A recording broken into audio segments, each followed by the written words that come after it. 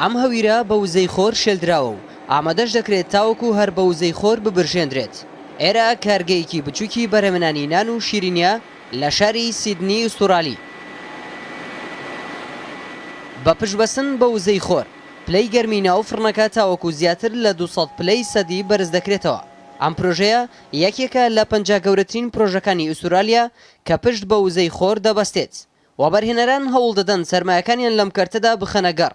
ئەوان پێیان وایە پشتبەستن بە وزەی خۆر جیالەوەی کە پرۆژەیەکی دۆستی ژینگەیە لە ڕووی ئابووریشەوە سوودی دەبێت و وەبەرهێنەران تێیدا قازانج دەکەن.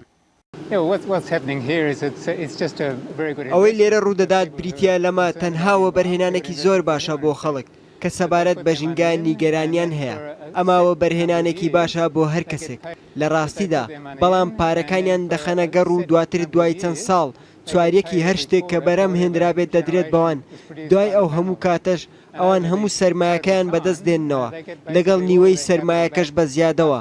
ئەمە دەکاتە بەدەستهێنانەوەی نزیکەی 100% بەرهەمهێنانەکەیە.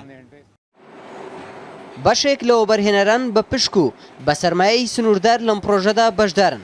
ئەوانیش بە ڕێژەی سەرمایەکەیان سوود وەردەگرنەوە و لە پرۆژەکە قازانج دەکەن. من 20,000 دلار وەبەرهێنانم لەمەدا کردووە. وەک دەزان ئەمە دواتر دەیبەخشێتەوە بە من و ئەوەش ڕێژەیەکی باشە بۆ بەدەستهێنانەوەی. جگە لە دۆستایەتی ژینگە، گرانی و زۆری تێچوونی کارەبا و سوتەمەنیەکانی دیکە پاڵنەرێکی سەرەکیە کەوای کردووە بەشێک لە خاوەنکارەکان بیر لە پەنابردن بۆ پشتبەستن بە وزەی خۆر بکەنەوە.